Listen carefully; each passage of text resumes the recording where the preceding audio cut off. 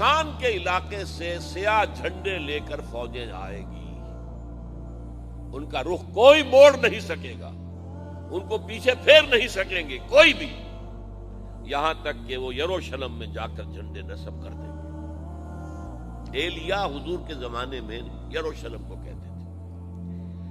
یہ یروشلم تھا جب حضرت سلیمان کی حکومت تھی اور یہاں پر معبد سلیمانی، ہیکل سلیمانی قائم ہوا، پھر یہ یروشلم ہی رہا ہے تاریخ میں، یہاں تک کہ سن 70 عیسوی میں جب ٹائٹس رومی جنرل نے اس کو گرایا، ختم کیا، سیکنڈ ٹیمپل گرا دیا اور یہاں سے یہودیوں کو کہا نکل جاؤ، یہاں سے کوئی یہودی باقی نہیں رہا، بالکل تہم بالا برباد کر دیا۔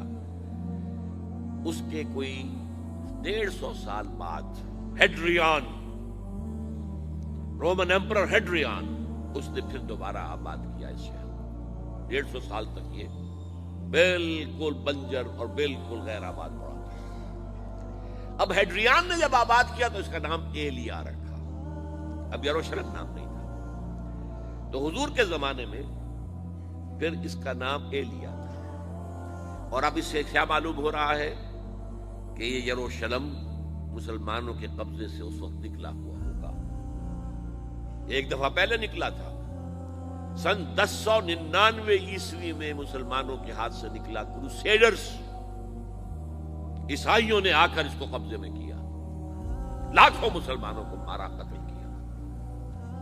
اس کو 1187 عیسوی میں واپس لیا ہے۔ کس نے لیا ہے؟ صلاح الدین ایوبی، کرد۔ عرب کھوکھلے ہو چکے تھے، عربوں نے کھویا، واپس نہیں لے سکے، بہت حکومت کر چکے تھے، 400-500 برس کی حکومت کر کے، اور ان کے عیش اور ان کے آرام، اب ان میں جان نہیں تھی کہ وہ واپس لے سکے۔ واپس لینے والا گرم کرد خون تھا، صلاح الدین ایوبی۔ تو گویا کہ اب آپ سمجھئے کہ 88 برس تک عیسائیوں کا قبضہ رہا یروشلم پر۔ اب 1967 میں یہودیوں نے قبضہ کیا ہے، اور اب 38 برس تو ہو گئے، 88 نہیں تو 38 برس تو ہو گئے، لیکن وہ دور آئے گا کہ اب پھر لیں گے، لینے والے عرب بھی نہیں ہوں گے، خراسان کے علاقے سے فوجیں آئیں گی۔ یہ خراسان کیا تھا؟ ایلیا تو میں نے آپ کو بتا دیا، یروشلم کا نام ہے۔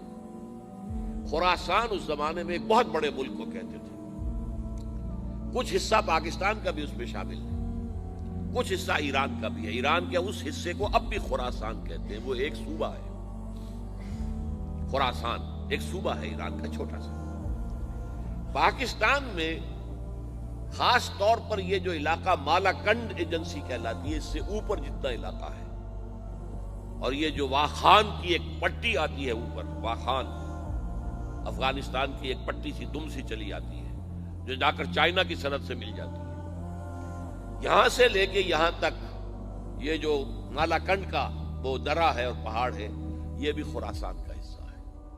باقی تقریباً 2/3 آف افغانستان، ساؤدرن حصہ نہیں ہے خراسان کا حصہ، یہ سیستان کہلاتا تھا، یہ خراسان نہیں ہے، لیکن یہ کہ اوپر کا 2/3 آف افغانستان، اور اس کے ساتھ یہ جو عرب، جو اب یہ ترک ممالک آزاد ہوئے ہیں سوویت یونین کی ڈسولوشن کے ساتھ، یہ سارا علاقہ کہلاتا ہے خراسان بزرگ۔